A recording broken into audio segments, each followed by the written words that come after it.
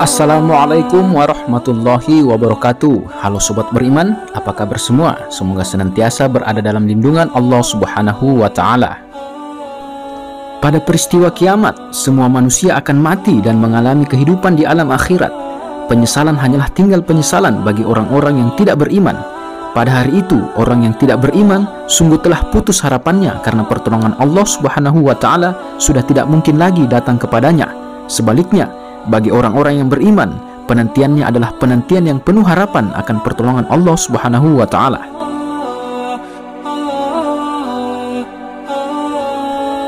Di dalam kitab Riyadhus Shalihin disebutkan sebuah hadis yang diriwayatkan oleh Imam Bukhari dan Imam Muslim tentang 7 kelompok atau golongan yang akan mendapatkan naungan Allah Subhanahu wa Ta'ala pada hari di mana tidak ada naungan kecuali naungannya. Dari Abu Hurairah radhiyallahu anhu dan Nabi Shallallahu alaihi wasallam, beliau bersabda, ada 7 kelompok yang akan mendapatkan naungan Allah pada hari di mana tidak ada lagi naungan kecuali naungannya, yaitu: yang pertama, pemimpin yang adil; yang kedua, remaja yang senantiasa beribadah kepada Allah yang Maha Mulia lagi Maha Agung; yang ketiga, seseorang yang hatinya senantiasa dipertautkan dengan masjid; yang keempat, 2 orang yang saling cinta mencintai karena Allah, di mana keduanya berkumpul dan berpisah karena Allah Subhanahu wa Ta'ala; yang kelima, seorang laki-laki yang ketika dirayu oleh seorang wanita bangsawan dan rupawan lalu menjawab, sungguh aku takut kepada Allah; yang keenam, seseorang yang mengeluarkan sedekah lantas disembunyikannya sampai-sampai tangan kirinya tidak mengetahui apa yang diberikan oleh tangan kanannya; dan yang ketujuh, seseorang yang berzikir kepada Allah Subhanahu wa Ta'ala di tempat yang sunyi, kemudian kedua matanya mencucurkan air mata.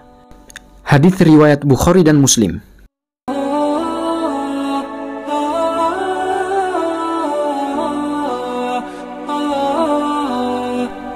Pemimpin yang adil.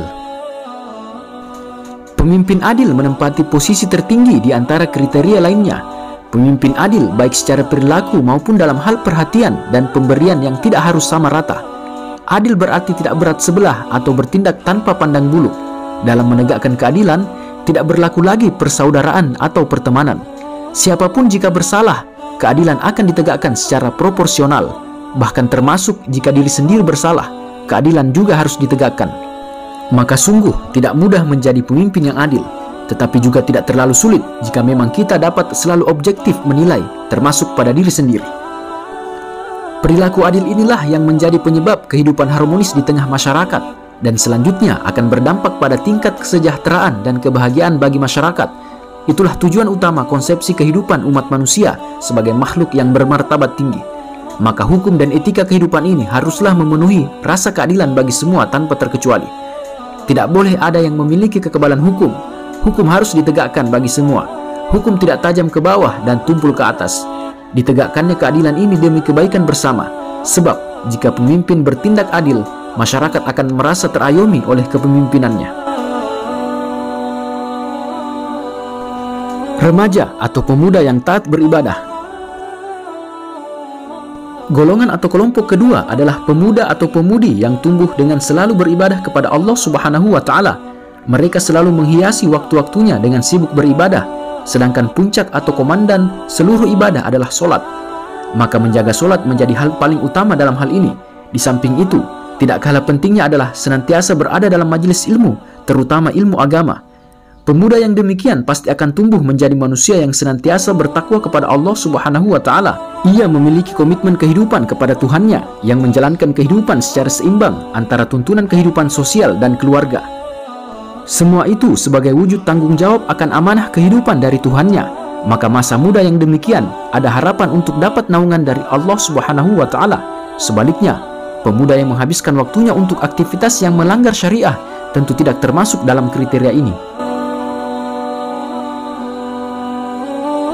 Hati yang terpaut masjid. Golongan ketiga adalah seseorang yang hatinya tergantung pada masjid Allah Subhanahu wa Ta'ala. Hal ini menjadi kelanjutan dari kriteria sebelumnya, sehingga tidak lagi dibatasi oleh usia, apakah muda atau tua. Jika senantiasa suka datang ke masjid dengan selalu mengikuti aktivitas-aktivitas kebaikan di dalamnya, maka hal ini dapat memenuhi kriteria itu bagi siapa saja tanpa terkecuali memakmurkan masjid Allah Subhanahu wa Ta'ala merupakan aktivitas utama.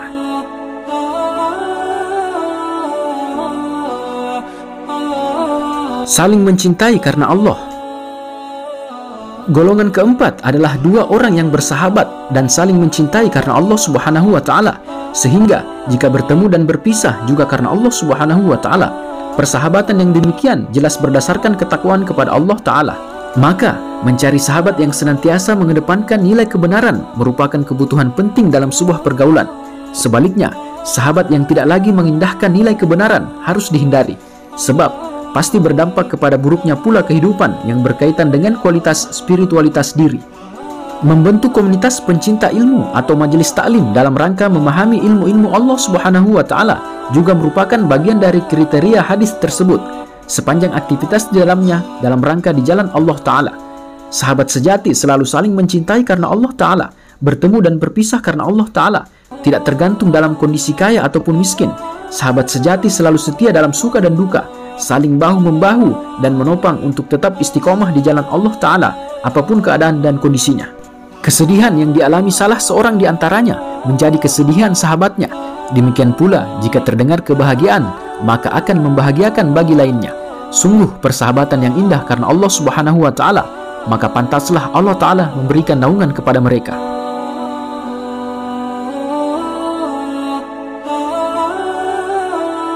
Menahan nafsu syahwat. Golongan kelima adalah seorang laki-laki yang diajak berbuat maksiat oleh seorang perempuan yang cantik dan berharta, tetapi dia menolak. Bahkan dia mengatakan, "Aku takut kepada Allah Subhanahu wa Ta'ala." Betapa luar biasa kuatnya iman seorang laki-laki tersebut. Nilai ketakwaannya telah mendarah daging dalam jiwanya. Dia tidak mudah tergelincir oleh bujuk rayu keindahan dan kemewahan dunia.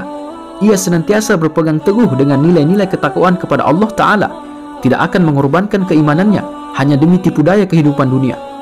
Sekalipun secara tekstual hadis tersebut menyebutkan laki-laki, tetapi berlaku pula bagi perempuan, yakni seorang perempuan yang diajak laki-laki gagah, perkasa, dan memiliki kekayaan melimpah, tetapi tetap menolaknya karena takut kepada Allah Subhanahu wa Ta'ala. Ia merasa takut akan siksaan Allah Ta'ala akibat perbuatan itu. Maka perempuan yang demikian insya Allah juga akan mendapatkan naungan di sisi Allah Ta'ala kelak. Kecintaan terhadap lawan jenis harus lewat pernikahan yang sah, karena di baliknya ada sejuta hikmah bagi kehidupannya di kemudian hari dan juga bagi keturunannya. Maka seorang wanita mulia tidak akan mengorbankan kehormatannya kecuali setelah dilangsungkannya akad nikah secara sah. Berzina merupakan tindakan terkutuk yang dilaknat oleh Allah Subhanahu wa Ta'ala. Sebab dengan berzina, maka kehidupan umat manusia tak ubahnya seperti binatang atau bahkan lebih biadab lagi.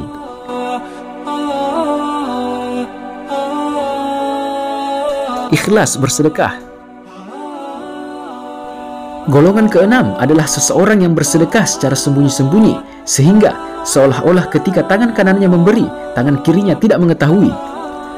Sedekah dalam pengertian khusus adalah mengeluarkan sebagian harta untuk mereka yang berhak menerimanya. Keikhlasan merupakan inti dari sedekah ini, sehingga tidak ada seorang pun yang tahu sedekahnya, hanya Allah Subhanahu wa Ta'ala dan dirinya saja yang mengetahui secara persis, dan mungkin orang yang disedekahinya. Sedekah yang demikian tidak perlu diumumkan atau dicantumkan dalam sebuah lembaran yang dapat dibaca oleh orang lain. Sebab jika demikian dapat menjadi pemicu timbulnya sikap ria atau ujub pada diri sendiri, akibat berikutnya tanpa disadari keikhlasannya luntur. Sedekah dalam pengertian yang luas adalah seluruh kebaikan yang dilakukan oleh seorang hamba. Maka semua kebaikan yang kita lakukan, syarat utamanya adalah ikhlas, hanya karena Allah Subhanahu wa Ta'ala, bukan yang lainnya. Hal ini sangat penting karena menjadi penentu diterima tidaknya amal seseorang. Sedekah yang dirahasiakan itu merupakan bagian yang terintegrasi dengan ibadah-ibadah lainnya. Hal ini menjadi indikator bahwa amaliyah lainnya juga akan dilakukan karena Allah Ta'ala semata. Itulah sebabnya orang yang bersedekah dengan ikhlas akan mendapat naungan dari Allah Subhanahu wa Ta'ala pada hari yang tiada naungan selain darinya. Berzikir sendirian.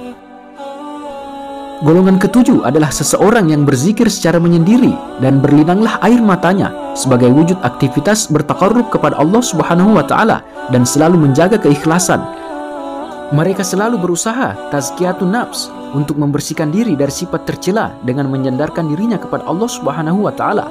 Proses di dalamnya adalah bermujahadah dengan berzikir kepada Allah Ta'ala, sembari menyadari betapa nistanya diri ini di atas kemuliaan Allah Ta'ala.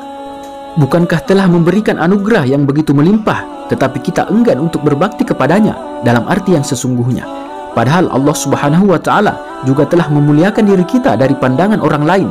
Allah Ta'ala memuliakan kita dengan cara menutup kekurangan dan kelemahan diri dari pandangan orang lain. Hanya kasih sayang Allah Ta'ala lah sehingga semua itu tidak tersikap bagi banyak orang.